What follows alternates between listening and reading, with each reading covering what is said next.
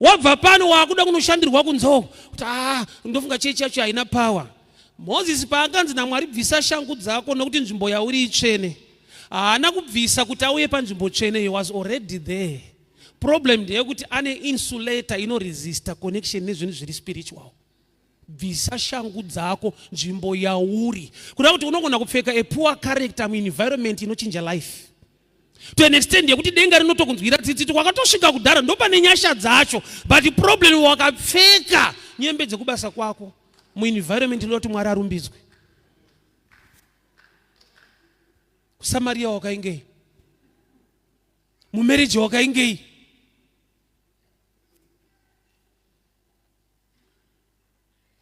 unoinvesta simba rako nezvimwe zvese muzvinhu zviri mumba imomo, wosiya chimudhara chemumba imomo. Kumarriage wakaingei, wakainga mudhara ari pasaidi pako, handine mapota angu, handine makapa angu, handine loni yangu. Unofanira kutoita kuinvesta kwako chawakainga chine nyaya. Iyo una basa nako, mapota angu, mapota angu, mapota angu, mapota angu.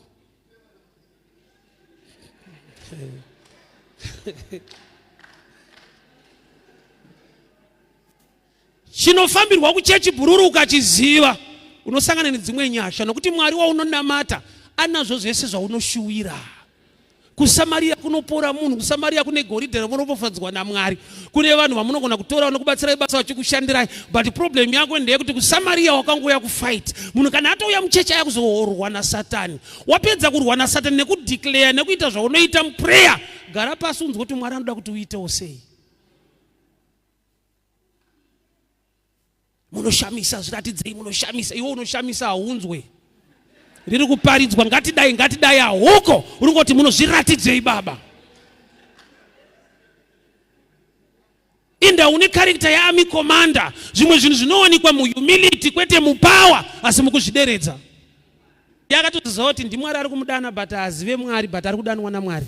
Experience yekuti haasiri ari kudanwa but anoziva madaniro. Ndiyakatozotipa mfana kuti vapfana maitirwa nyasha ndiye Mwari. Mukashedzwa this time unongoti tenzi taurai muranda akateerera. Madhara hana zvaari kuziva baba, tiri kushandiswa naMwari, tine revelation. Handisi kuiramba. Experience haina substitute. Munobereka mondi. Akazonzwa kuti mwana umwe afa, kuti vafa sei? Vabuda pano vachinotamba, kune matambiro. But inyaya yekuti hamunobvira mavawo vana, saka hamuzvizive. I'm sure my time is done. But this question comes back again. Wakaingei kuSamaria. Kuchechi kunonakidza. Besides kunakidza entertainment, tiri kuda empowerment. Life must change. Svika paunoboeka, uchanamata Mwari wekupi? Wari kunotsvaga kunze kuti ndiye ari kuno. Jesu kugaleri akaita zvishoma, kwete kuti aiva mushoma. He did not do mighty works there because of their unbelief. Kureva kuti vanhu vanokonzeresa kumwe kuita kwaMwari kuti kukure kana kuti kudzikire. Simba raMwari anenge magetsi aya.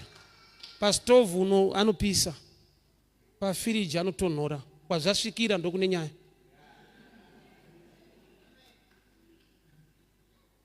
Kusamaria wakaingei.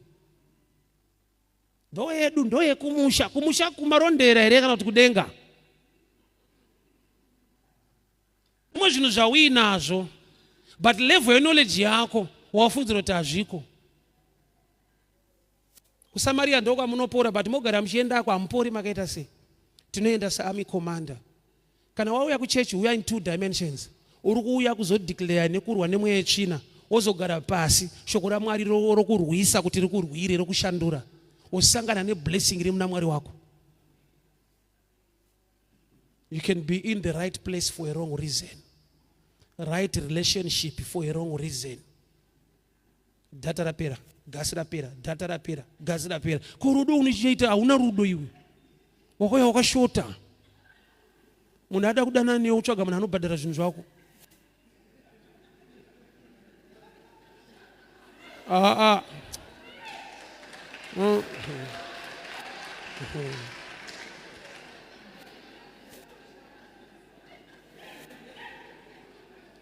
mareasons ako anoita kuti ushayiwe zvinhu. Munhu aitokuda but hauchadika ka.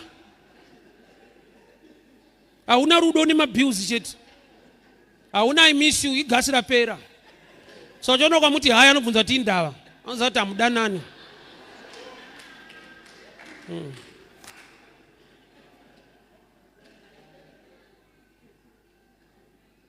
Mukaenda kwedu Samaria, mukaenda kwedu kuFM kuchecho, zvinoita mushe. But wauya kuno kwacho manje, tendera kuti muprofita waJehovha kana ataura uzive zvekuita, usaite nharo.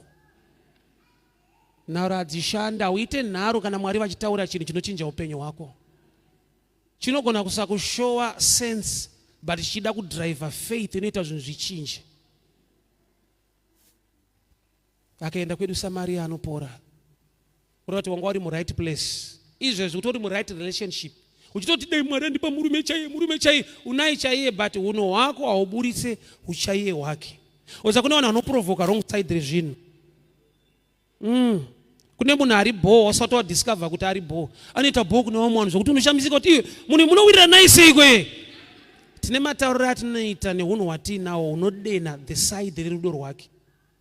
Iwe wakaprovoka side rehasha. Hauna rudo unodhura. Une maproblems love hauna. Side rawakadena ndo riri kumanifesta. Waimboziva kuti naJesu chaiye ani Jesu. Amen. Ndinotenda Mwari tasanganiswa zvakare manheru ano kuti tinzwe kutaura kwawo. Regai ndikwaziso ndine mufaro. Pastor Shumba, happy to see you. Thank you so much nekutitsika. Kana ndiri kuCape Town ndo dzimwe dzehama dzangu idzi. Pastor Masiwa, Mwari vakuitire nyasha zvikuru. So every man and woman of God vari muimba ino Mwari vakuitire nyasha. Regai ndikwasiwo zvakasarudzika baba vedu namai fundisi mudhumo muzita ramambo Jesu. Amen. 2 Kings chapter 5 from verse 1. Now Naaman, the captain of the host of the king of Syria, was a great man with his master and honorable, because by him the Lord had given deliverance unto Syria. He was also a mighty man in valor, but he was a leper. And the Syrians had gone out by companies and brought away captive out of the land of Israel a little maid, and she waited on Naaman's wife. Now she said unto her mistress, would God my Lord were with the prophet that is in Samaria, for he would recover of his leprosy. Baba takutenda emanera nanu. Shoko renyu kuupenyu wedu rititsure nekutidzidzisa nekutigonesa muzita raJesu. Amen. Ndofunga nyaya it's a common scripture dzakainzwa yemurume unonzi Naaman. Murume unonzi Naaman aiva mukuru wehondo yeSyria, and the Bible ndobva rati through him, by him the Lord had given deliverance unto Syria. Iproof yekuti waishanda naMwari. Through him the Lord had given deliverance unto Syria. So aiva nenyasha ndewo kuSyria, but Mwari vari kushanda naye ari kukunda hondo dzake dzese. But chandi challenge pa scripture iyi inauyanzi, but he was a leper, yet the Lord was with him. Through the Lord he was given deliverance pa hondo. Saka tine proof yekuti ana Mwari wake, but ane dambudziko rinopedzwa naMwari wake. So ndaka understand kuti mu life mukunamata tine mamwe ma issues ari so pending anoti ali challenging zvokuti you wonder kuti Mwari anokupa victory ku one side, but okusiya une challenge the other side. Une paunopupura breakthrough, but uneka breakdown kawina ko muupenyu. Sometimes kari so private zvokuti when people see you, you are a public hero but a private failure. Nokuti une nyaya dzinokunetsa dzinokurwadza dzawasingagoni kushare nevanhu, because people they celebrate you. Vanotoona Mwari vanototi Mwari wenyu ndomuda, but une nyaya dzako. Saka uyu Mwari anaye, the Lord was with him, but he was a leper. So but anombobva kupi kana pamboti the Lord was with him? Ndinoziva kuti kana uina Mwari wakwana nezvese, and which is true. Kana Jehovha vainewe You have what it takes kuti upenyu huendeke. Hakuna kumwe kwaungaenda, una imwe plan B, hauna umwe mwari wauchada. Nokuti kana mwari vatomboti ndinewe, ndinotarisira kuti all angles, all areas of life dzinofana kuita mushi. Nokuti una mwari, hatina umwe mwari kunze kwa mwari iye wauinaye.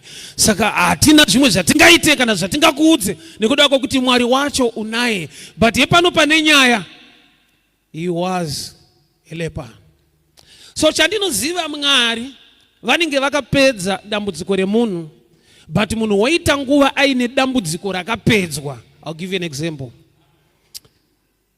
Genesis 15 verse 13 and 14. Mwari vachitaura naAbraham vari kuti vana vako vachava nhapwa muIjipita for 400 years, but they will come out with great substance. Ndimwari ari kupa prophetic word kuna Abrahama concerning nyaya yevana veIsraeri. But ukaenda kuna Exodus 12 now kubva pa2 unonzwa shoko richiti, and after 430 years they came out. So prophetic word raMwari vachabuda after 400 years vari nhapwa. Reality yakaitika on the ground vakazobuda after 430. And chandinoziva Mwari avarevi nhema. So there is an error somewhere yatinoda kuti tiverify titsvake, kwete iri kuna Mwari, iri kuvanhu. Nekuda kwokuti Mwari vakaunza a deliverer in the name of Moses kuti aburitse vanhu. But ukaverenga nyaya yaMozisi uchanzwa kuti Moses asati aburitsa vanhu muIjipita, Moses ndiye akatobuda muIjipita achitiza vanhu. Nokuti vakati toda kukutengesa kuna Faro wakauraya munhu. Saka pane kuti vanhu vabatsirike ndo vanodzinga chinobatsira. Saka vanoita extra 30 years dzisiri mupfungwa yaMwari, but dzaakubva mucharacter yevanhu vasingazive pfungwa yaMwari. Okay, I'll help you this way. Mwari harevi nhema. Abrahamu vanhu havachava nhapwa, but after 400 years they will come out. Exodus yobva yati aiwa after 430 they came out. So where is the 30 coming from? Era yemunhu asingazive pfungwa yaMwari anotanga kurwisa chakatumwa naMwari kuti chimuburitse munhamo. Iye anochiburitsa ombochona munhamo yake. So hama dzangu kuparidza kudai Mwari haite mistake, Mwari haana kuita era, ende pawakagamuchira Jesu ukatenda muna Mwari wakakwana nezvese, asi unogona kushaya zvimwe zvinhu iwe uine zvese. Adamu wakapiwa mudzimai mugarden reEden. Unoziva kuti Adamu akatanga kubereka vana adzingwa mugarden nekuda kwekuti ane message yaakawana pavaidzingwa mugarden yaiti Mwari vachitaura kumukadzi vanoti ucharadzwa nemimba pakupona. Kuti Adamu akatoziva kuti adzimai vanobereka musi wokutukwa. Ndosaka vakatanga kuzoita vana after vatukwa, nekuti pakutukwa pakanzi I'll increase pain in child bearing. Kuti you are a child bearer, but unogona kuswera nemunhu anobereka musingabereki nokuti hauzvizive. Saka delay haisi kubva kuna Mwari, delay iri kubva pamunhu. Vanhu vangu vaparara nekushayiwa zivo. Ndofunga dzakatovhunduka kuti munhu anotobereka naye. Saka peace up. Yes. So Naaman Mwari vakamupa healing yake kare. Why? Nokuti message yekupora kwake payakataurwa nekamusikana kaakatora senhapwa kakamuti akaenda kwedu Samaria. Kamusikana akakatora kupi? KUSAMARIA. Zvoroti aigara achiendako. So aienda muarea ine healing, but aienda kuhondo. Saka pani pekuti unoenda kunorwa nepano kuponesa. Why? Nokuti mindset yako ndeyekuti hauzive kuita kwaMwari. Unoenda kunoita fight nepane breakthrough yako. Yeti muwauri kuitira fight ndomo wakanzi uchapora imomo. Saka ukaita mindset ye fight, saka uchanoti pawakanamata Mwari ndipei murume cheche anondida nudi. Wakatopiwa ndiye, but unomprovoka zvekuti rudo haribude munobuda hasha. Kuda kuti uchatoda kudzidziswa nokuti munhu waunodana naye ndiye murume wako ende anotokuda, but haagoni kuda nezvokuda kwezvauri kuita. Saka unamatirwa kuwana murume chaiye, unamatirwa kuva mukadzi chaiye anodika. Kanenge karafu, but kungoonesana mbichana so. Why? Because wakatopiwa ende Mwari haana kuita mistake. But unogona kuswera uchivengwa nemunhu ane rudo nokuti haumupe the side yota love yacho iflowe. Ndaudza vamwe pane imwe nzvimbo dzakati ende varume vakaomera, ndikati hakuna murume akaomera. Hamuvazive kwavanodyiwa. Kuno zvinotaurwa ikoko zvinoita kuti tidyike.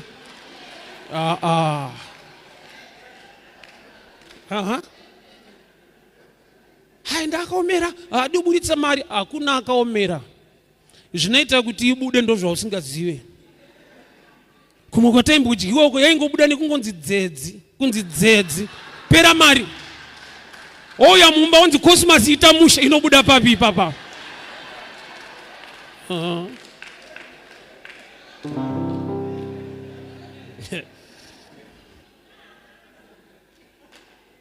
So Naaman waenda kuhondo kunorwa nearea yakanzi naMwari unopora. Kusvika azowana information inochallenge nature ibasa rake. He was an army commander. Saka army commander nature yake ndeyekupa macommands nekutungamirira nekuudza vanhu zvekuita. But musi waakanzi akaenda kwedano unopora aifanirwa kuenda kundoudzwawo zvekuita. So the word that challenges you is the word that can change you. Shoko rinokurwisa ndo ringatokurwira than raunofarira.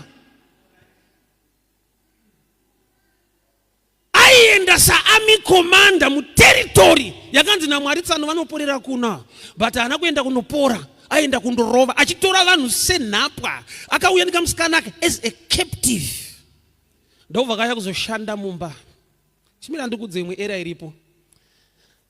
Mumwe munhu hauna kumutendera kuti ataure muupenyu hwako nekuti wakamutrasta sahouse girl. Haana kuuya semouthpiece yaMwari. Tine vanhu vatakanyima mikana nekuda kwokuti tine type yebasa nelevel yatakavaisa. Iye Mwari akavaunza kuti vaoperate mune imwe level. Nekuti musikana uyu haana kuswera achisuka ndiro kuti Naaman apore. Akaisa ndiro pasaidi akati tsano tine imwe nyaya yatoziva, hatisive ndiro chete, but tsano munogona kupona imwe. So une vanhu vawakanyima a room yekuti vataure mulife mako nokuti wakavatrata sekunge madofu havana chavanoziva. Angangodaro ari wendiro, but munogona kupona maudzwa message nemunhu wokundiro mukamutenderawo kumupawo a mic yekuti muri asha but mbotaurewo tu.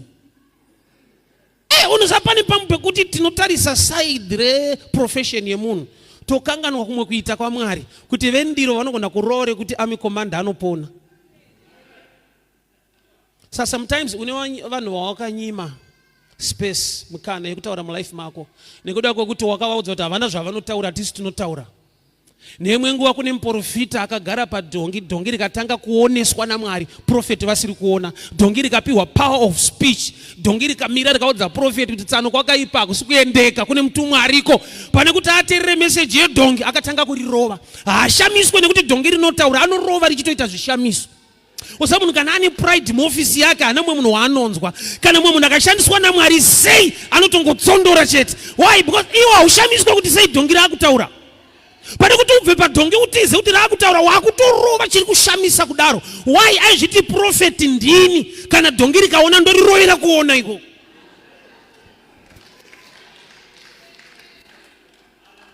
Dai wakapona kudhara but dhongi racho unorirova. Wega unonzwa kuti haisi message yaAsha Mwari vari kutaura apa, but nekuti wakamupa position iyoyo hautendere kuti Mwari vataure muupenyu hwako. Musikana uyu haana kuuya kuzosuka ndiro, akasvikira kundiro but akauya nemessage yekuti tsano mupone. Saka unogona kumunyima mukana wokutaura nokuti ndewe ndiro. Saka ndinofara kuti Naaman ane chimwe chinhu chaakaita mulife. Akati wati kudii? Osapari pekuti unoita nharo nezvinoponesa sekunge une zvaunoziva iwe wachona neproblem yako. Ndamotara masikati ndikati bofu rakaiswa mavhu kumeso harina kucomplaina nekuti rakaandastenda kuti ndine mavhu kana kuti ndisina maresults akafanana. Saka handisi kutoshorwa, ndikutobatsirwa because even ndisina kutoshorwa handioni. There are times yekuti unoita nharo pane kuti ubatsirike. Naaman musikana message yaari kutaura inyaya yekuti kwaari kukutienda wagara uchiendako. Also you can be in the right place for a wrong reason. Wotofungidzwa kuti nzvimbo haisiriyo gamba nzvimbo ndiyo but wakaenda for different or a wrong reason. Vanhu vanotsvaga zvinhu nezvikonzero zvakasiyana. Shamwari yangu pandakaroora ndakati waita chinhu chakanaka zvanzi ndatsvakawo munhu anondibikira, ndakazoona kuti kuna ndozi kunobikwa futi. Ndikati watsvagira munhu wako inogonekwa nenandozi. Hauna zvimwe zviri nani nokuti Mwari pavaitsvaga mukadzi wokupa Adhamu vakati mubatsiri, kwete mubatsiri akafanira. Kureva kuti unogona kubatsirwa kana nezvimwe zvinhu but pane zvakafanira kuti ubatsirwe. So munhu anogona kupinda kana muwanano for a wrong reason.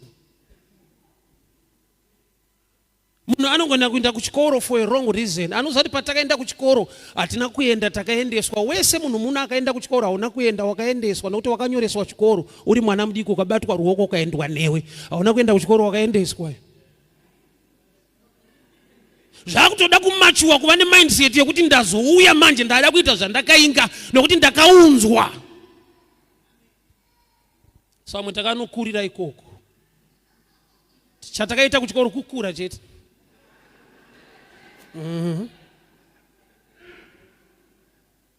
Ko mari results afekeke. Ndine gore randakaenda kuWestgate ndine chida unoona shamwari yangu yandakafunda nayo. Vana ndakatovaudza kuti uyu taitodzidza tese same class. Vakatarisa motikari yake nekedu vakabvunza katu vana kuti sure same class. Ndikazwa kuti pane nyaya. Mari results anenge ari kuramba. Sure did same class neivava. Ndikati vari kuti ndi Robert ndomuziva mufana. No did. Ndikati okay maybe ndiri kupotsa shona.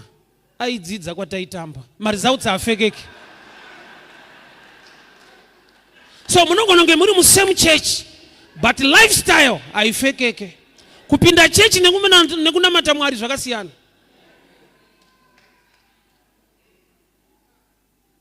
So Naaman kuSamaria aenda kuporeswa nyangwe ari murwere nyangwe Mwari vachida kuti aporere ikoko aenda kufight. Wese waaitora ikoko aitora as a captive kwete semunhu anogona kumubatsira. Saka rimwe day akati musikanoende wendiro but rega ambotaurawo something. Ozati nevanhu vatakajaja nekuda kwekuti pamwe havana chikoro but haana kechikoro but Mwari anogona kumupa a message inoudza ane chikoro kuti life ichinje. Angangodaro takamupa imwe level yekuti haana zvaanoziva anozodii but Mwari manje chaanoita ndechekuti unogona kuunza munhu mulife mako neimwe side rekuti ndewendiro. Ivo Mwari vane chinangwa chakavanzika chekuti gore raunonzwa zvaanotaura unopora. So message yaakapiwa ndeyekuenda kwaanogara achienda. Mukaenda kwedu Samaria. Message haisi nyowani kai. Ozati nevanhu vekuti havadi new message. Message yekudhara iyo yaanotomboimba ukapa uchapiwa chipaka. Haudi message nyowani. Unoiziva kupa kune mfaro chita mfaro ka. Wasapani pambe kuti tikutsvaga message nyowani inokuchinja yacho ndoyo unogara uchitaura kungoti haui practice unoitaura.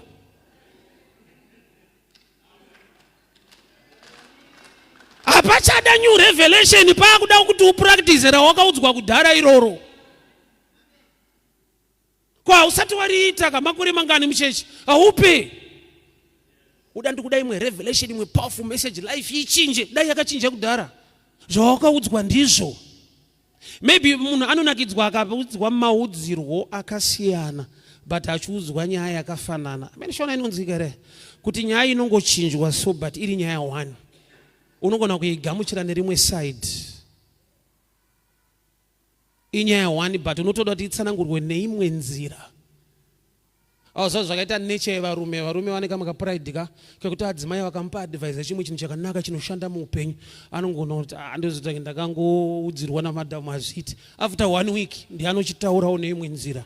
Madhamu oti ndozvandaitaura kawo tona ndabatwa. Why kuda kunziwo ndiri kutaura mudheni. Ko chibaba. Munozari hama dzangu message dzatinoparidza kubvira wapinda church kusvika nhasi i one message, different preacher, different style, same message with the same results. Style ya kupresenta message can be different but the message remains the same. Ma principles ari mushoko raMwari ndiwaya. So Naaman mukaenda kwedu Samaria munopora but problem yenyu regai kuenda semaindira maita mazuva esisa komanda. Endai munoudzwa zvekuita nemuprofita ariko. Uri kuona here kuti dzimwe nyasha dzavakapiwa ndedzekuti pesi pavaenda unoita hondo neSamaria avanobvira vaataka muprofita ariko. Tine vanhu vekuti vakapiwa mukana yekuenda mune dzimwe nzvimbo vanoataka chaMwari. So kune muprofita ariko mukaendeko achakuudza enda kubva aenda. I expect an muprofita anguda panze utaura naye akangotumirwa shoko enda unogeza kurwizi Jordan. Message inenge insult oza kugeza ka kwaitaurwa apa hakusi kwemweya kugeza. Ende kuri kuudzwa mukuru wehondo shefu tidai mageza tsano. Oza pane paunzwa kuti unounzwa kunge munhu uya. Taimboshandirwa timu rekumasowo kuti rinogona kudiscover kuti uyu kusarorwa kwake ane utsvina kwete kuti ane mweya wetsvina. Saka kuti akudza kuti une utsvina unofunga kuti aone ari kukunyomba ari kukubhowa. Saka anotaiwa pane mweya wetsvina asi matombo aya mukageza katatu. Igemu yogeza kai? Seni masikati manheru unoonekwa uzvishuwa. But hazviiteka kuti titi une utsvina aiwa ka. Pane mweya wetsvina asi geza katatu. Kuti wega unyatsoona kuti igemu yekugeza unofunga kuti mweya. Message yekunzi endai munogeza tsano inobhowa because munhu ari kudzwa munhu mukuru. Oza pane pomwe pekuti formula kana kuti zvoda kuitwa naMwari zvacho kunzi uite chinhu chinoita sekunge chinokudzikisira. Endai munogeza. Ndokubva taiwa kwedu kune nzizi dziri nani. Kwandinobva Damascus kune nzizi dzakanaka kwazvo. Kupora anoda nharo dziripo ari murwere kudaro. Oza mulife kune vanhu wekuti nhamo anayo but haabatsiriki. Vanhu vanotoda kukubatsira. Vanoziva kuti kada kutokubatsira iwe unopedzisira utenga ndotobatsira isusu. Kune vanhu vekuti haana chaanoziva but ukada kumuudza zvinhu anenge achakuzivisa iye asingazive. Kune munhu wekuti haabatsirike nyangwe aine dambudziko. Pride yakapinda maari ndeyekuti achitoda kubatsirwa anoita sekunge ane zvaanogona nekuziva. Endai munogeza, a simple instruction ndokubva atanga kutsanangura iye ari murwere. Kwedu uku kune nzizi dzakanaka, kwedu kunoziva kana kwenyu nzizi dziriko muchigeza ikoko mainge handidai makaporera ikoko. Kune nzizi dzakanaka kwedu. Ndinofara kuti aiva nemuranda waakaenda naye akamuzomuudzawo zvikanzayoka tenzi wangu zvataurwa izvi zviri easy. Osati ne mindset yekuti kana dambudziko rakakura solution inofanira kuita a bit tough kuti ikompensate time yawakatambudzika kuti mindset yako igone kugamuchira kuti ndakamboenda ndaita makore ndisingashandi saka ndakaenda kunoshandirwa. Unoziva waimiswa akaunzi nongedzera kumusha kwenyu unongedzera. Otendererwa uchimwaiwa mvura. Ngawane basa unozonzwa ndakuenda kubasa. Pfungwa yako unyazonzwa kuti kagemu kari kuitika apa munhu anopinda basa. Why? Nokuti akauya kwauri akangoti receive your job. Unozonzwa kuti ari kuziva makore andadhonza ere ndisingashandi munhu. Mind yemunhu yakazviudza kuti kana zvakati omei ndo zvinoshanda. Hachifanira kuita easy. Yet solution yezvinhu zvaMwari iri so easy. Endai munogeza. Chete. Kwedu kune nzizi dziri nani ndaenda katogeza kwedu nemuranda wacho ko kuri zvakaoma ere kugeza. Endai munogeza. Bible noti wakaenda akageza akadzoka skin yadzokera panzvimbo munhu apora. He dipped himself 7 times mu Jordan River. Prophet Elisha wakapiwa kuzodza from Elijah, and the same family varimo 3, Elijah, Elisha and John the Baptist. Nokuti Bible rangu rinoti and John came in the spirit of Elijah. So spirit ya Elijah iri kufamba in 3 dimensions. Firstly with Elijah, secondly Elisha, thirdly na John. John the Baptist ndiye anobhabhatidza Jesu mumvura. Saka uyu muprofita Elisha pari kuti endai munogeza Jorodhani is not talking about river or water. Ari kuona Kristu anoporesa ariko nokuti hakuna prophecy inojamba kusimudzira zita ra Jesu. Why? Nokuti Jesu ndo kuzara kwezvese. Saka uyu haasi kutaura zvemvura. Ndosaka kwenyu mvura iriko bata upore. Tiri kutaura ine chekuita na Kristu. Endai Jorodhani nokuti mukaenda kuJorodhani ndo kuchauya anoporesa wacho ikoko. So wakaenda kuJorodhani ndokubva azvidhipa 7 times akadzoka right. Healing yake iri kuSamaria kuriver Jordan. Nguva zhinji aenda kuSamaria kundoita hondo. Mwari vachitomupa kukunda but ari munhu ane leprosy. Nokuti haadiscover kuti Mwari vakamupa healing but iri mu dimension inodemanda humility mu same place yaiva violent. Kazhinji mweya yetsvina inokupa nharo pachinhu chinokubatsira. Mozisi atumwa naWari kuti akuburitsei munhamo, ndimi munomuburitsa kuti tinokutengesa wakauraya muIjipita panapa tinonoudza anototiza imimi, iye akatumirwa imimi. Nokuti choice nefavorite yaMwari hainakidze. Mwari haakupi mufundisi waunoda, Mwari anokupa mufundisi waanoda kuti uzoda. Mufundisi anenge mwana, hatipiwe vana vatinoda, tinopiwa vana vekuzoda. Saka uchiona unenge uchachirowa unozwa ndechangu, paunozwa chitaipi chacho achiite. Wakamupiwa kuti uzomuda, asiriwo waitoda. Ichoice yaMwari. Nzvimbo yaaienda as a commander, achitora vanhu as captive, haana kuziva kuti is the same place yaanofanirwa kuva humble. Problem yegeneration yechurch ndeyekuti tinouya kuchurch kuzoudza Mwari zvaangatiitire nekudeclare zvinhu, kwete kuzogara pasi toudzwa naMwari zvatingaite kuti tisangane nekupona kwedu.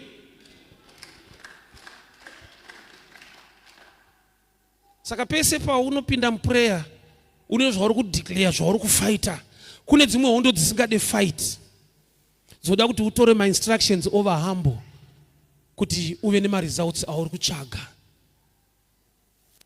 Kune imwe battle yekuti unowina nokuti hauna kurwa. Joseph akapiwa instruction from book of Matthew chapter 2 kuti torai mwana mutize naye nokuti Herod is after the child. Mwana waari kunzitizai naye ndi Jesu. Unoziva kuti Mwari denga rakapa munhu message yekutiza, ari Mwari wamasimba ose kuti tizai. Mwari vane munhu wavanotya kana kutiza. Bhabha rinoti pavakatiza vakaenda kuIjipita, shoko rakazotevera ikoko kuti chidzoka Herod aida kuuraya mwana afa. Kuda kuti zvimwe zvacho hauurayi nekurova, unouraya nekusuduruka. Problem ndeyekuti takaenda kundofighta pane breakthrough. Jacob neimwe nguva asangana nemutumwa, ari kuti handikusiyi kusvika mandiropafadza. Kana uchiziva kuti tinoropafadza, manhero aya fight yanga iri yei, ndotsika yemunhu asingazive, anorwa nepane ropafadzo yake. Kusvika zuva rabuda ane light, ane revelation, ane ruzivo, ndo paanoti ndiri kurwa nepane ropafadzo yangu. Kusaziva kunokupa nharo pamusoro pechinhu chinokuponesa.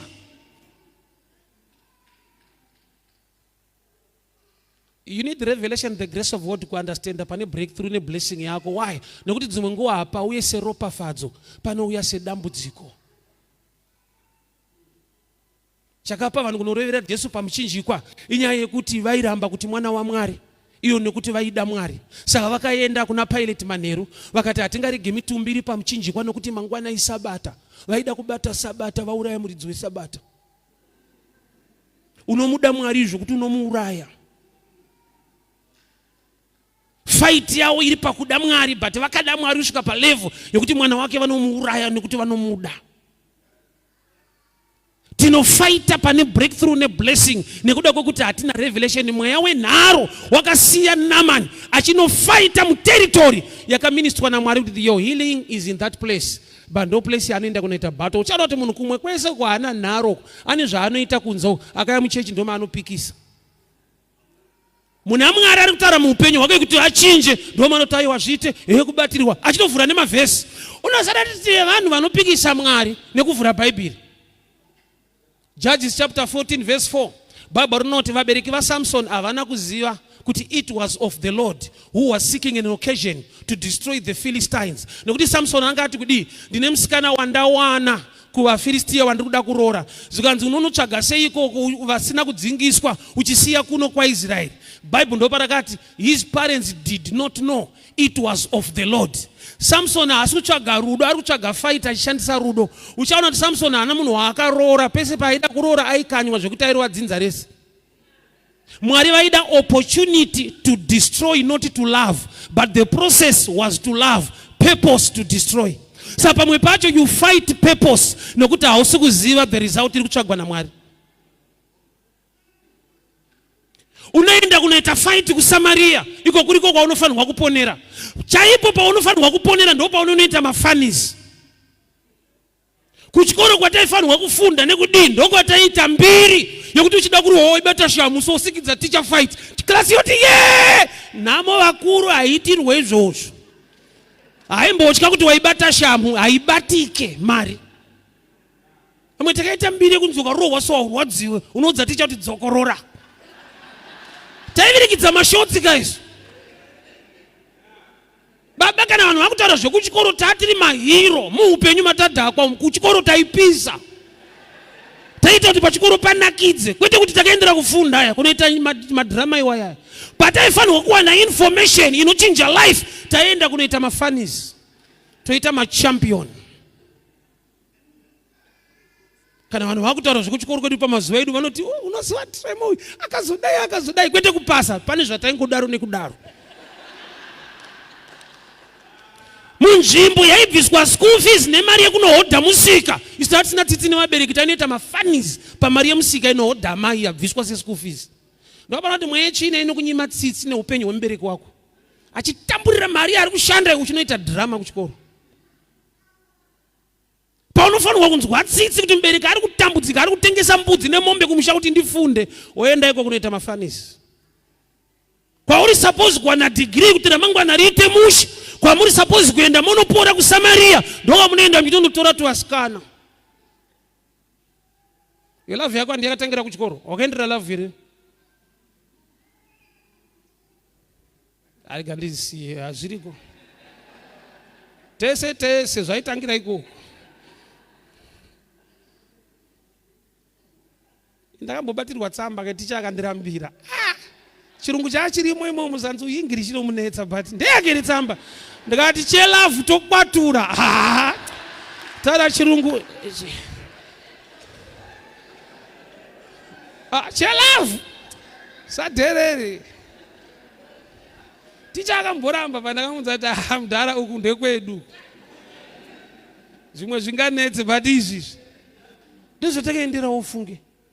Muenvironment Mwari wako usati nevanhu vakapiwa mukana yavakatambisa sesu yatinodemba. Nekuti mumwe akatoshayiwa akamuendesa kuchikoro takaendeswa kunotambira ikoko. Mumwe kana achidemba so akashaya munhu akamuendesa kuchikoro isi taitova nawo kunotambira ikoko. Samaria akaenda kuSamaria anopora. Haana kutanga kuenda nhasi. Akaenda akanombonotora kamusikana. Kana kutsvaga profeti. Osa ini mazuva tiri vana vadiki pataenda kuchechi. Kunotsvaga Mwari. Hataitsvaga Mwari izo. Tizotaitsvaga. Ini mudhara wangu was very strict tatiri kurira kuZayoja. Aiti ukangorovha kuchechi sadza hudye. Ndakaipindira sadza. Undoziva kuti ndiwane sadza. Ashuwa hudye mudhara wangu akatooma. Aikubvunza kuti kwaparidzwa nyaya yei nani. Saka kuti uridye kufanira kubata semoni.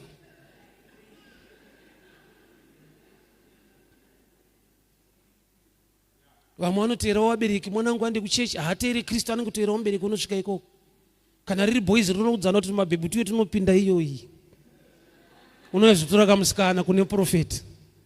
Pana kuti life ichinje wakanotora kamusikana kuSamaria. Ndo paakaparidzirwa manje kuti aiwa kune munhu ariko. Makajaira kutora type yedu kune vanhu ariko. Vanoita kuti urwere huri pamuri upere. So opportunity vazhinji takaiwana. But hatina revelation mun environment yatiri kuti zvinotorwa zvii tingaitei. Sanjiti ukaona munhu achichinja chechi chaasingachinjei bhaibheri isaine kuti ndine nharo but harinyepe. Haundinotenga nyowani kana wakuenda kune imwe chechi. Haundoziva kuti inotaura chokwadi but nharo dziripo. Dai vakaenda kwedu Samaria. kuSamaria kwairiwa kuchechi kunoparidzwa Kristu but wakaingei muchechi ndo pane nyaya. Kwese ukauna nharo unorohwa unovharwa kwese ukauya muchechi unotonga wakangwara stiri. Mada kutorera mari dzedu hautorerwe panze rino. Azoona mukadzi weSamaria paari kunyima Jesu mvura. Iri tsime ndera baba wedu Jacob. Takachererwa isina baba wedu Jacob rinoriwa nesu vana vake kana nemombe dzinonwa pano. Panotonwa mombe pari kunyimwa Mwari ari kunyimwa mvura panonwa mombe. Unoziva kuti tine vanhu vekuti offering haabvise but mombe dziri kunwa muhomo. Kune zvivanhu zviri kunwa mari iyoyo muhomo. Zvonoshaya kuti ko Jesu anoshayire ipondo pamari.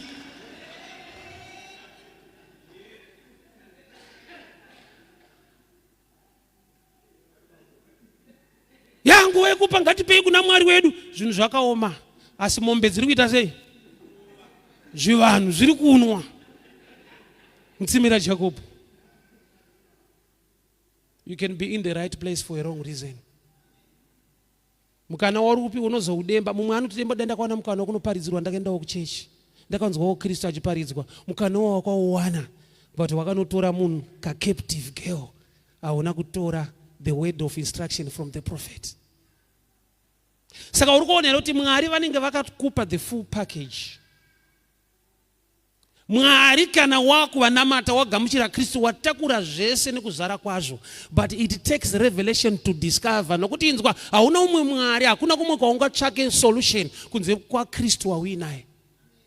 Saka pane zvinoda kuzikanwa nekuti uite usangane nezvaakakuitira kare. Adamu paanga ari ega, Mwari vakamunzwira tsitsi kuti vamupe mubatsiri, vakatora muna Adamu ari ega mbabvu yake. Sa munhu anga ari lonely ndiye anga ana someone. Munhu asina mari ane mari. Mwari vakakutarisa unochina kuti mhene inosumuka rini, because wakapiwa the full package rimauri, but inyaya yekuti unotambisa opportunity nefavor yawakaitirwa naMwari. Zvimwe zvinhu zvinokusimudza unazvo kare, but hausati wakuzvidiscover. Uri kutoyemura vanhu vari lesser than you nekuda kwokuti kuSamaria unoenda but haufambiri dzimwe nyaya. Unoti vanhu vaunoona ikoko.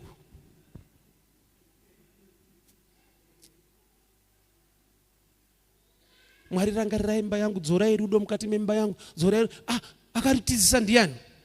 Osa pese patinoda kunamata kuti zvinhu zvichinje, pamwe ngatimbomirei munamato, ngatinamate Mwari wacho kuti andichinje. Because pane pandiri kumanikidzira kuti mumwe munhu achinje andiitire zvakanaka, gamba azviitirwe type yemunhu iyeyo. Genesis 2 verse 5 inoti iyo hakuna kunaya mvura mugarden nokuti kwakusina munhu unorima ivhu. Genesis 1:26-27 he created them male and female. Saka munhu akasikwa pana Genesis 1:26. Pa Genesis 2 verse 5 Bible rovha rati kwakusina munhu anorima, which means man was created as a spiritual being. But basa roda kuitwa mugarden rinodemanda a human being, a physical man. Saka God had to form man after creating man. He formed man from dust. He became a living soul. Vakamufemera mhino dzake, ndiye munhu anoshanda mugarden anga ari missing. Kuti munhu agara ariko pamweya but asati amachuwa panyama kuti agone kudena denga kuti rivhurike. Kune imwe blessing isingauye no matter how spiritual you are, kusvika wa powerful and mentally wavhurika pfungwa uye nekuziva zvekuita. I was preaching Muscat. Let those who are Muscat. Mwari vakasvika pakuudza munhu chokwadi mukadzi anonzi Hagai kuti Hagai regera kuchema, tanzwa kuchema kwemwana, kumufumura kuti iwe uri kuchema hako but hatinzwe type yenyu, tanzwa kamwana uko. Saka but taakutaura newe nechikonzero chekuti mwana watanzwa haagone kushanda netsime ratiri kuvhura pano. Kureva kuti unogona kunge uri Ishmael pakuchema Mwari achikunzwa, but ukasamachuwa sahaga unofane nyota Mwari achinzwa, nokuti hausati wakura kuti ushande neblessing iripo.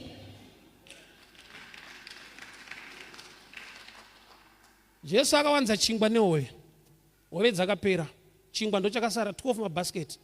Saka usafunze kuti hove dzine nharo, hadzina nharo. Jesu ane power, but hove hadzina kurekedwa dzakasara. Why? Character yevanhu vaainawo, kwete simba raasina, character. Why? Akavatora kufishing vakomana vari chitoziva mabhaya nemusoro chaiyo, mudhara wakati ada mabhuri, mudhara wakati ada miramba, mabhasiketi akasara Peter hawanike kuservice. Mwari anotoziva kuti zvikangoita mushe toitawo kubvunza tichiri kupinda tese. Unorovha imba uchitsvaira 3 rooms kwa ukaita landlord ukaita full house. Life yako isempo yekuti ukaropafadzwa unotinetsa. Akavimbika muzvishoma Mwari vanomutrusta nezvizhinji. Itori sempo yemharidzo kuti imwe blessing inongotangira pakuti pazvishoma uri kuitei. Unodada nepei dai iri profit waita sei.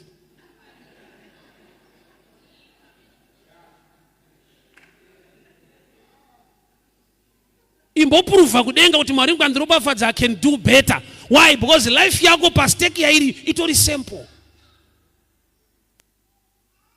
Sambunzo wanhasi message yemanheru kuSamaria wako yakuzoitei. Because pamwe pacho anoshandirwa kushandira kunze uku ndiye ari kuparidzwa munomu, anozvigona futi muno, but problem yako kuSamaria wakaingei. Vamwe vanouya kuzoratidzana kuchena. Hakuna kuipa kuchena. But haisiro nyaya inofambirwa kuno kuchechi. Chena but zvo zvauri kufambira.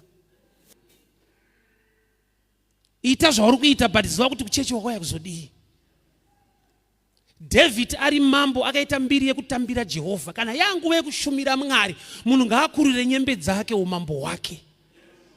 Mambo aifanirwa kuchuza kwaya nevanhu vanoimba omira pamberi apo oti vapfana rovai, but akati kana iri yaMwari ndinoziva kwaakandibvisa, iyi ndeyangu yekuti ndimunamate. He was a king, but ane mbiri yejive. Iwe hausi kana sabhuku ukutonetsa kuombera chaiko. Kana pa ukansela upo but auomberi zvekumhanya.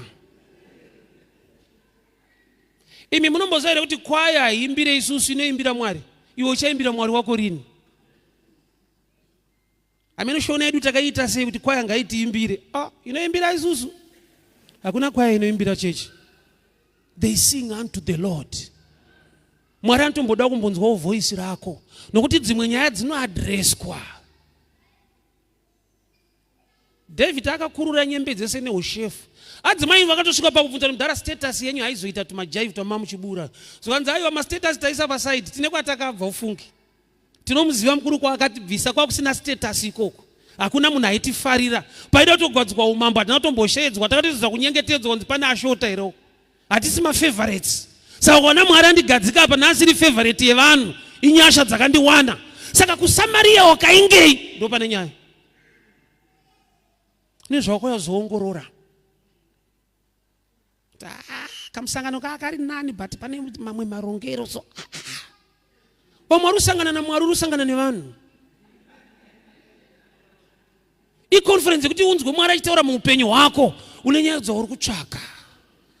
Wabva pano wakuda kunoshandirwa kunzo kuti ndofunga chechi yacho haina power.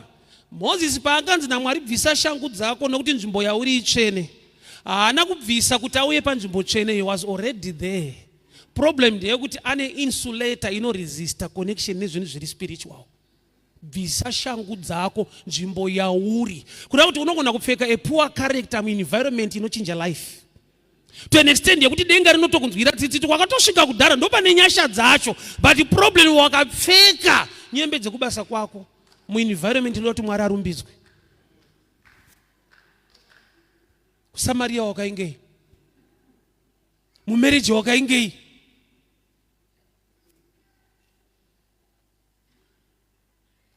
Unoinvesta simba rako nezvimwe zvese muzvinhu zviri mumba imomo, wosiya chimudhara chemumba imomo. Kumarriage wakaingei? Wakainga mudhara ari pasaidi pako. Adine mapoto angu, adine makapu angu, adine loni yangu. Unofanira kutoita kuinvesta kwako chawakainga chine nyaya.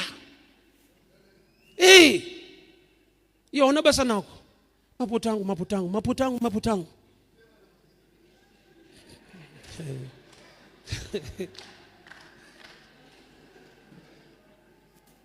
Chinofambirwa kuchechi bhururu ukachiziva, unosangana nedzimwe nyasha nokuti Mwari waunonamata anazvo zvese zvaunoshuwira. KUSAMARIA kunopora munhu, KUSAMARIA kune goridhe ramunopofadzwa naMwari. Kune vanhu vamunogona kutora vanokubatsirai basa vachikushandirai, but problem yako ndeyekuti KUSAMARIA wakangouya kufight. Munhu kana atouya muchechi yakuzorwa naSatani, wapedza kurwa naSatani nekudeclare nekuita zvaunoita muprayer, gara pasi unzwe kuti Mwari anoda kuti uitewo sei. Munoshamisa, zviratidzei munoshamisa. Iwe unoshamisa haunzwe. Riri kuparidzwa ngatidai ngatidai huko, urikoti munozviratidzei baba. Inda une character ya army commander, zvimwe zvinhu zvinowanikwa muhumility kwete mupower asi mukuzvideredza. Dzimwe nyaya dzauri kutsvaga dziko kumwe kweso. Humble yourself before the Lord and he will lift you up. Kune mwe blessing yauri kupotsa mu right environment. Unoziva kuti vadzidzi pavakanzi kandai mamburi kwakadzika wakabata hove. The miracle was not in mukubata hove. Aiwa kubata hove ndama haisi miracle. Dzakona kutobatika pasina munana wacho. But kuti mambura akabvaruka ndokubva wabata dzakawanda. That was the miracle. Miracle imwe hombe kushaya hove mudhamu rine hove. Aona mbondinzwa. Kushaya hove mudhamu rine hove urigera kubata usiku wese munana. Nokuti zviri normal dzofanira kubatika. yaitova miracle kudzishaya. Church, wakaingei iwe? Because ishona speaking unowana hama mutandara unogumira mushona speaking kuita zvekutamba muno muna Mwari anchinja upenyu wani inde uchida shona kudaro iwe. Ndoye kwedu kaishona speaking assembly. Hayapera so munoita nyaya munoonana nehama unozara nehama. Bururu azvinamboipa handisi kuti zvakaipa. Taonana tafara tazivana zivana newatakafambira. Ndiani anoita kuti life ichinje kwete munhu ari muno unoita bitterness akasakubatsira. Ane nyaya yawo dzake. Avachemana avadi kumboonana. Imboonana naMwari. Iwo uri kuti ambochema neune ari kutochemawo nedzake. Osa Jesu pane paakaudza vanhu kuti mukai munamate. Why? Because iye painonamata pakona ainotaura nyaya yake, baba mukombe uyu, baba mukombe uyu, kwete wapita wake mukombe. Odzoka ona Peter akarara tsano ndikuroira mukombe wangu pakona apa aufa. Haana kuti kana ndiripo so munhu ngaarare ndokukavhai. Kana takainga Mwari sedunga munhu namata Mwari wako. Kune nyaya dzisingade kunamatirwa dzinotoda kuti iwe unamate sedunga munhu. Mwari wanzwawo voice rako umbochemawo kuna Mwari wako. Uite zvinotaura Mwari wako nokuti iye ndiye nezvese zvaunotsvaga. Hakuna akasikwa naMwari nezvakashota. Une full package, but it takes deeper revelation to discover what you have. Istakaita grade 719 chiko 89 tainyora soka yainzi content. Any two countries yainzi general paper. Any two countries in South region dzine diamond. Makore edu wati ukanyora Zimbabwe waichekerwa. Wainyaya kuti taingomakirwa nevamwe vasingaziviwo futi. Life ndo zvainoinetsera ka. Wamwe anomaka life yako hakuna zvinozivikanwawo futi. But akangovatenda kuti ishasha dzedu. Ndakachekerwa ndiri correct ka. Handiri rimwe. But aifanomakirwa netimu risiri kuziva. Kurati une zvimwe zvinhu zvauinazvo, but level knowledge yako wafundzira kuti hazviko. KUSAMARIA ndoko amunopora, but mogara muchienda kwa ampori makaita sei? Tinoenda searmy commander. Kana wauya kuchechi uya in 2 dimensions. Uri kuuya kuzodeclare nekurwa nemweya yetsvina. Wozogara pasi shoko raMwari rokurwisa kuti rikurwire rokushandura. Wosangana neblessing iri muna Mwari wako. You can be in the right place for a wrong reason. Right relationship for a wrong reason. Data rapera, gasi rapera, data rapera, gasi rapera. Kurudo unichiita hauna rudo iwe. Wakoya wakashota. Munhu ada kudana newe utsvaga munhu anobhadhara zvinhu zvako.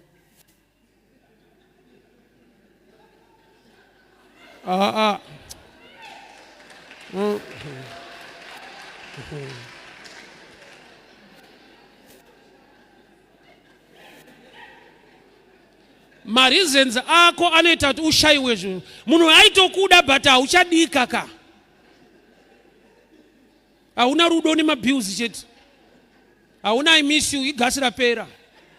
So chono kwamuti haya anobvunza kuti indava. Anoziva kuti hamudanani.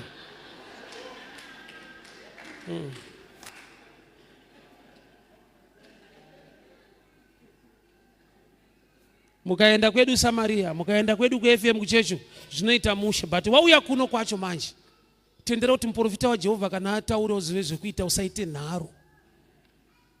Nharo hadzishanda, uite nharo kana Mwari vachitaura chinhu chinochinja upenyu hwako. Chinogona kusakushowa sense, but chichida kudrive faith inoita zvinhu zvichinje. Akaenda kwedu Samaria anopora. Kurati wanga uri mu right place. Izvezvi utori mu right relationship. Uchitoti dai Mwari andipa murume chaiye, unai chaiye, but uno hwako hauburitse uchaiye hwake. Oza kune vanhu vanoprovoka wrong side rezvinhu. Kune munhu ari bo wasati wadiscover kuti ari bo. Anoita bo kune vamwe vanhu zvokuti unoshamisika kuti iwe munhu munowirira naye seikwe.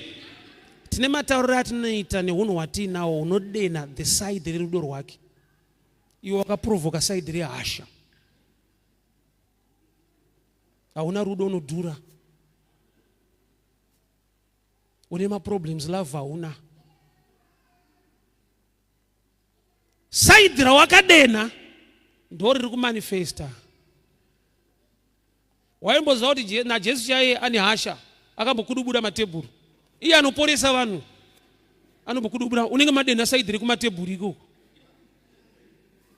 mukamuti Ishe mwanakomana waDhavhidhi munopora, mukangoita zvisiriizvo matebhuru pasi. Ndiye here ndosaidhira macho agari kumatebhuru. Mukaenda kwedu Samaria. Sa mumwe munhu hausuda new church, hausuda new pastor, hausuda new wife, hausuda new husband. Ziva zvawakapindira ikoko, ziva zvawakaendera murelationship iyoyo. Mwari ngaakupe maonero ekuti this time pauda kuti ndimbozvideredza, muprofita ataure tipore. Handinzaro chera ina handinzaro ina. Saidhira makudena chera harina rudo nderifaitiri. Hama yangu ndichera saka haisi pressure. But unoona kuti tine vanhu vokuti munhu wanofungidzira kuti haasi right, ari right. Wakanodena area isingaburitse uright wake. Bible rinoti Mwari rudoka. But Mwari rudo iyeye pane paakamboburutsa moto vanhu vakatsva. Mvura ikanyudza vanhu panguva eno vachinyudzwa narudo. Rudo uyu mukatamba naye wrong side haite zvakanaka. Wabona panonetsana vanhu vanyanya kudanana. Unoshama kuti ndaidana nemuroyi kusvika level iyi anokuuraya munhu. But kana muchidena the right side rerudo so unozoona kuti baba ndo munhu. But ukazouya kuSamaria zviri zvehasha. Unotoona kuti Elisha ari kuporesa munhu achitendera kuJorodhani unopora, ane paanoti moto buruka pisa vanhu. Wakauya kuchechi kuzodii? Ndeyekumba. Zviri right kusangana navanhu vekumba, sangana naMwari wawakainga. Vanobatsirana, munoungana so munochemana. Kuchemana kuri right, but hatina program dzekufara. Ndakaona sekunge vanhu munhu akatopiwa maiki kuchechi ka unonzi kuti hama dzangu tiri kunyikawo takambofara, saka akayozotsamwa. Takambofara kwamana mukana takunamata so takafara. Saka Pauri akazoti aiwa yekufara ida kudzokororwa, rejoice. I said rejoice, boti marifare. Ukanzwa achiti ndakafara panzi. Takambofara kwamana regai tinamati. Kunamata kuchema naye. Muna Mwari mune mufaro but wauya ku wrong side. Muna Mwari mune healing but uya ku right side. Muna Mwari mune breakthrough, mune mufaro, mune mari yacho. Jehovah God, I give you power to make wealth. Kune power rekudzinga madhimoni ne power rekuita tuntu twako. It depends kuti wainga here kuzoakasta kana kuzotichwa to be empowered to make money. Iyo muna Mwari mune zvese. It depends kuti wakainga side ripi, unoinvesta much mu knowledge ye area ipi. Kune murume akafa 2 Kings chapter 4 akasira mukadzi chikwereti kuprova kuti kwaaishanda kune mari. Mukadzi afirwa ndiye akaenda futi kusame company kuna Elisha akati tsano vakasiya zvikwereti. Mukadzi akapiwa instruction inopedza chikwereti. Murume aishanda kwa Elisha akasiya chikwereti. Mukadzi akaenda kwa Elisha akapedza chikwereti. Isaidi ramakainga nderei? Munoita nhamo muina Mwari uyu, hakuna umwe Mwari kunze kwaMwari wamunonamata uyu. Anobvisa marombe muguruva, anosichinja upenyu hwevanhu. But problem yako vhangeri rinoita kuti usimuke ndora une nharo. Dati tsotsa mudangoti mira dati tsotsa tichazvinamatira Mwari wangu. Unotambura una Mwari iyeyu. KUSAMARIA kunopora munhu, KUSAMARIA futi kunoita munhu kuti arware. Muchigara muchienda ikoko. Iwe udazvinamata Mwari werudziwa, unonamata ndiye. Ana rusimba rekuti ubudirire, waunonamata ndiye. Anogadzira relationship yako, waunonamata hakuna umwe Mwari. Problem KUSAMARIA wakaingei.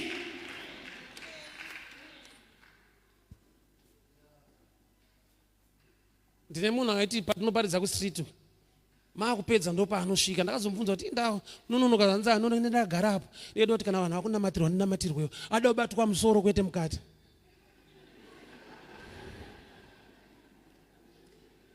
Taurai nyasha munhu washe, taurai nyasha munhu washe. Chingobatai musoro mutaure nyasha. Kune imwe area inogadzirwa nekubatwa mukati macho. You need information, you need knowledge. Anozati Adam na Eve ndo the first couple yakabereka mhondi. Vanhu vekuchechi vakabereka Meda. medhara. Mhondi yekutanga yakaberekwa nevanhu vainamata Mwari. Problem 1, andiva blame. Problem yaingova pakuti Adhamu akasikwa ari mudhara, Eva akasikwa ari mukadzi mukuru. Saka vari 2 havanobvira vava vana, ndokubva vapiwa task yekurera vana. Ivo vasina kubvira vambovawo vana. Saka vazoti kutamba kuita siyana kuti mwafo. That's why I love and respect the experience of the elders despite intelligence of the youth. Vapfana kana mukangwara saigona kuteerera vanhu vakuru. Pane nyaya inodzidzika mulife through experience, not revelation. Saka vanzwa Mwari achiti Mwari waAbhurahamu, Mwari waIsaka, ari kuti zvimwe togona kuitirana but mbosiya naAbhurahamu taita sei? Because zvimwe zvacho you must learn through experience. Mwari vakashedza Samuel, but Samuel akamhanya kumunhu asiri kumudana akaenda kuna Eli. Eli ndiye akatoziva kuti ndiMwari ari kumudana but haazive Mwari but ari kudanwa naMwari. Experience yekuti haasiri ari kudanwa but anoziva madaniro. Ndiye akatozotipa mfana kuti vapfana maitirwa nyasha ndiye Mwari. Mukashedzwa this time unongoti tenzi taurai muranda akateerera. Madhara hana zvaari kuziva baba, tiri kushandiswa naMwari tine revelation. Handisi kuiramba. Experience haina substitute. Munobereka mhondi. Akazonzwa kuti mwana umwafa, kuti vafa sei, vabuda pano achinotamba, kune matambiro. But inyaya yekuti hamunobvira mavawo vana saka hamuzvizive. I'm sure my time is done. But this question comes back again. Wakaingei kuSamaria. Kuchechi kunonakidza. Besides kunakidza entertainment, tiri kuda empowerment. Life must change. Svika paunoboeka, uchanamata Mwari wekupi iwe? Wari kunotsvaga kunze kuti ndiye ari kuno. Jesu kuGalirea akaita zvishoma, kwete kuti aiva mushoma. He did not do mighty works there because of their unbelief. Kureva kuti vanhu vanokonzeresa kumwe kuita kwaMwari kuti kukure kana kuti kudzikire. Simba raMwari anenge magetsi aya. Pastovhu anopisa, pafiriji anotonhora. Kwazvasvikira ndokune nyaya.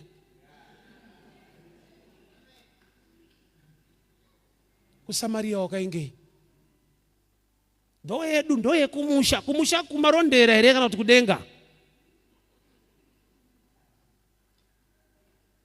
Hauna umwe Mwari wauchatsvaga futi, hakuna kumwe kwauchati Jesu wawina ndiye chaiye. But maari mune zvakavanzika zvaunofanirwa kutsvaka nekuziva. Pamwe hapadi nharo, panoda kuteerera. Kana manzi gezai, usati udze kuti munogeza stereki. Endai munogeza mupore. Kamusikana kebasa imbokatendera kuti kambotaura.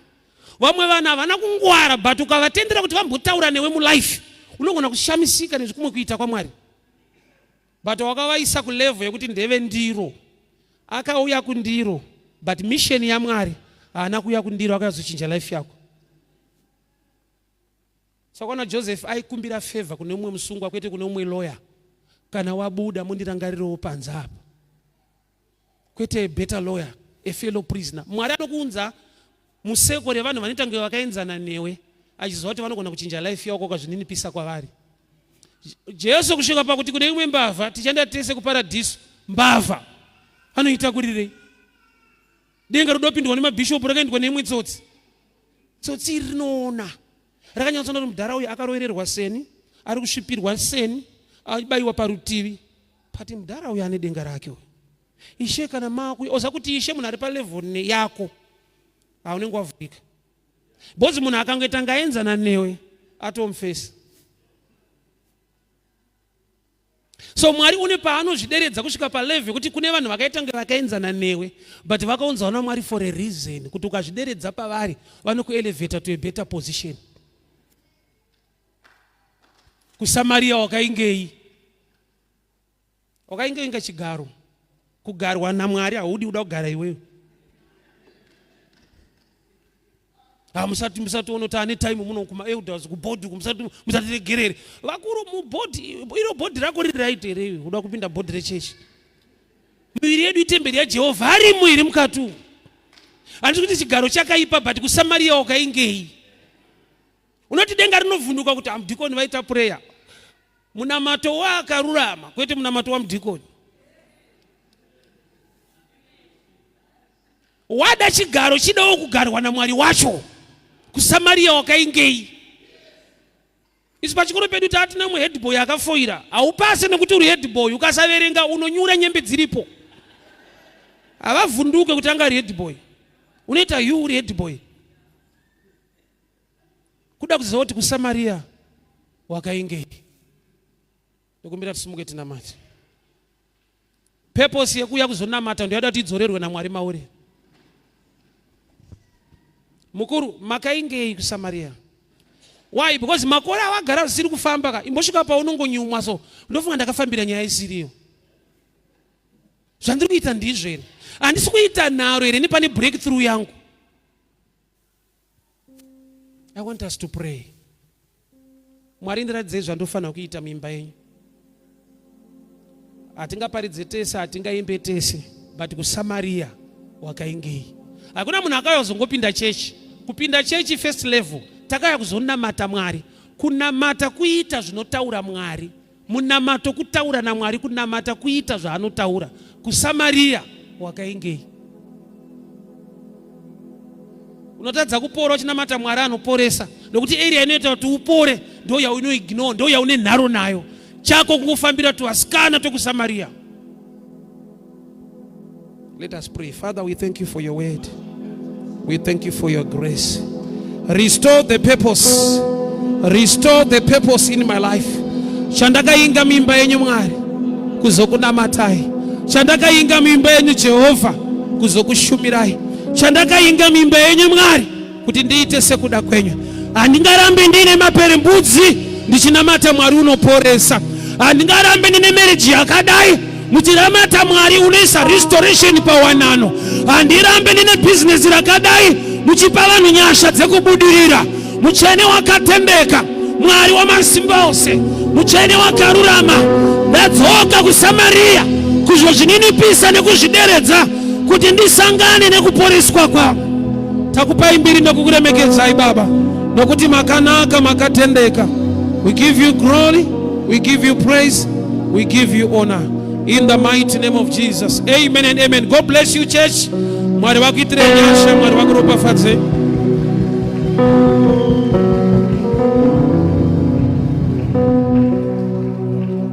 Alright, tichiri takamira vari kuda prayer. I need to pray with people, eh? Zvakanaka tigona kana pane vanorwara, this is the time. Ndiye Mwari wacho I full package. Kuporeswa kuri maari, kudzikinurwa kuri maari. So President worship, you can lead us into song as we pray. Kana pane vanoda prayer, you just come to the front. Dinamate newe mudika ndisatagara pasi. President worship, you can lead us into worship. God bless you.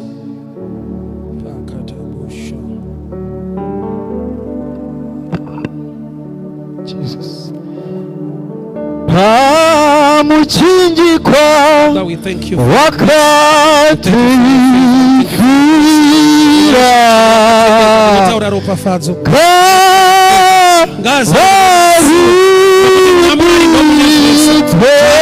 Mwari zviri mamuri uwanire wonyasha uwanire wofeva taura utano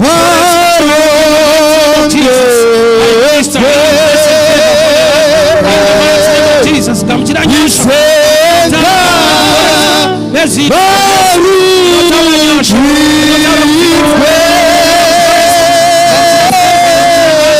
in the mighty name of Jesus.